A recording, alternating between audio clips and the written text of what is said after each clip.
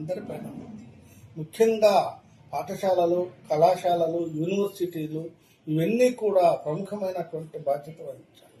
వాటికి నేను ఈ సందర్భంగా గుర్తు చేసేది ఏమంటే, ప్రతి విద్యార్థి ఒక చెట్టు నాటగలిగాడు.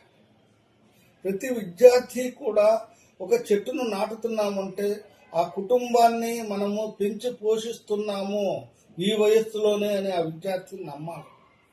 అటువంటి తగినటువంటి తీరైనటువంటి వ్యక్తిత్వాన్ని విద్యార్థి డెవలప్ చేసుకోవాలి. ఈ సందర్భంగా నేను ఒక్కటే విద్యా సంస్థల యాజమానులకు, అధ్యాపకులకు గుర్తు చేస్తున్నాను. ప్రతి విద్యార్థికి మనం ఆ తరహా అయినటువంటి విలువలతో కూడినటువంటి విద్యను మనం ఏ రోజైతే అందించగలుగుతున్నామో ఆ విలువల్లో ఇవన్నీ కూడా జోడి చేసుకుని ఒక విద్యార్థి ఒక చెట్టును నాటడం వల్ల ఆ చెట్టు పెరిగి పెద్దదవ్వడం వల్ల దానివల్ల వచ్చేటువంటి ఆక్సిజన్ ఎంత చక్కగా ప్రయోజనం కలుగుతుందో మనం తెలుసుకుంటాం. ప్రజలు కూడా చాలా జాగ్రత్తగా గమనిస్తారు. ఈరోజు ఒక్కటే నేను ఉదాహరణ ఇస్తున్నాను. నా ఇంటి ముందు మా మామగారు ఒక చెట్టు నాటారు. 20 ఏళ్ల క్రితం చెట్టు నాటితే ఈరోజు కూడా ఎండిఓ ఆఫీసు చుట్టుపక్కల ప్రాంతం వాళ్ళంతా కూడా వర్షం పడే లోపనో ఎండ వచ్చే లోపనో ఎండిఓ ఆఫీస్కి వచ్చిన వ్యక్తులంతా కూడా ఆ చెట్టు కింద నిలబడి సేద తీర్చుకుంటున్నారు. ఆ ఎండిఓ ఆఫీస్ ఎదురుగానే నాయి. ఎందుకు ఈ విషయాన్ని గుర్తు చేస్తున్నాను అంటే, ఆరోగ్యము అనేటువంటిది ఎంత ముఖ్యమో ఆరోగ్యాన్ని సంరక్షించుకునేటువంటి బాధ్యత ప్రతి పౌరునిలో ఉన్నది. ఈరోజు మనకు వచ్చేటువంటి వివిధ రకాలైనటువంటి జబ్బులన్నీ కూడా మనము పరిశోధించినట్లయితే ఖచ్చితంగా మనము రక్షించుకోలేనటువంటి ఈ సమాజం యొక్క పరిస్థితులను చాలా జాగ్రత్తగా గుర్తుంచుకోవాలి.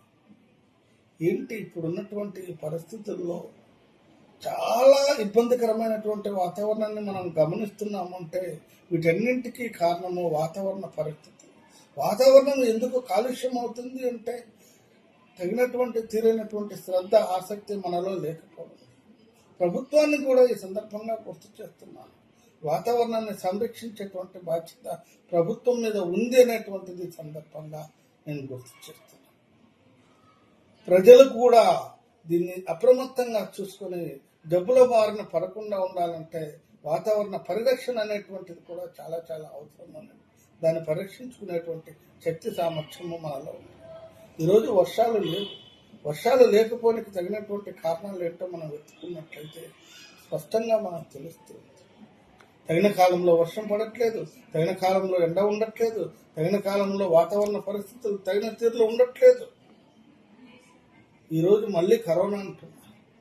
చూడండి ఈ జబ్బుల పరిస్థితి ఎలా ఉందో చూడండి.